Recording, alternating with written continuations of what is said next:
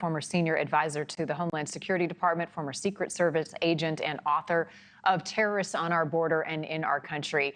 Thanks, as always, for joining us as we get ready for the security side of the DNC. From that perspective, and given your experience, did the judge make the right call to restrict these protesters, the thousands of demonstrators, to the declared route?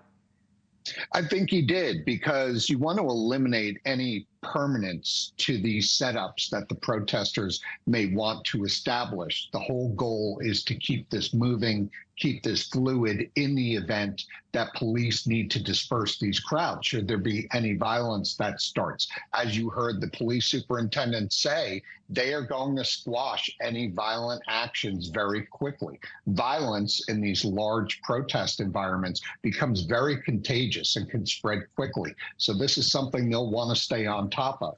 Further, it eliminates obstructions for police response to the area where and when it's needed. So a lot of importance in terms of limiting the type of setup that these protesters can do. And also the other thing, not surprising that they're not going to let these large protest groups get anywhere near the United Center. You can't fight this fight and control crowds right at the doors of the arena. You need to have a significant security buffer in between these groups and security officials. It's much more safer, and it gives law enforcement an additional advantage to control the crowds. The timing of this back and forth, Chuck, is pretty interesting. It requires the Secret Service and local police to remain quite nimble. We're just 3 days away, and we're still talking about access to the United Center for these demonstrators.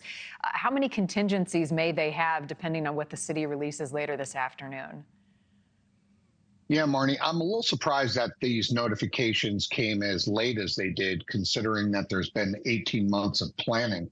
And on Monday, we'll see these plans be put into action. So part of the importance here is communicating to all types of groups, including protesters, who do have the First Amendment right to protest peacefully within the designated areas outside of the secure perimeters.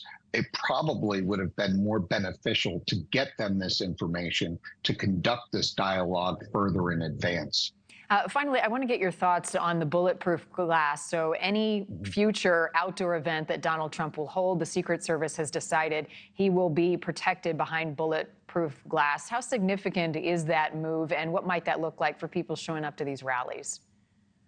So the first time I can recall that it's being afforded to a former president, as you indicated correctly, it's typically a tool that's made available to sitting presidents and vice presidents, especially you see it put into use during international travel for very large events and crowds. So the fact that he's going to be given this resource as a tool doesn't mean you'll see it every single time at outdoor rallies, but you will see it. And I think it goes part and parcel to the overall threat environment, not just in the country, but also against the former president, who's still facing significant threats coming out of Iran.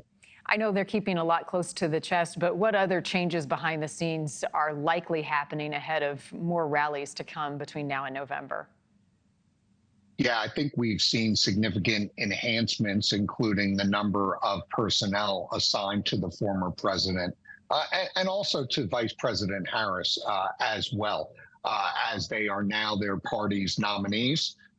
And we are in the last 5 months here in the lead up to the election. Their schedules are going to increase, their crowds are going to increase. And so the resources that the Secret Service are putting towards these two need to increase as well. So expect to see some pretty apparent changes to the way the Secret Service is operating around both Vice President Harris and former President Trump. Yeah, necessary changes as a result of recent events. Yes. All right, Chuck Marino, as always, thank you.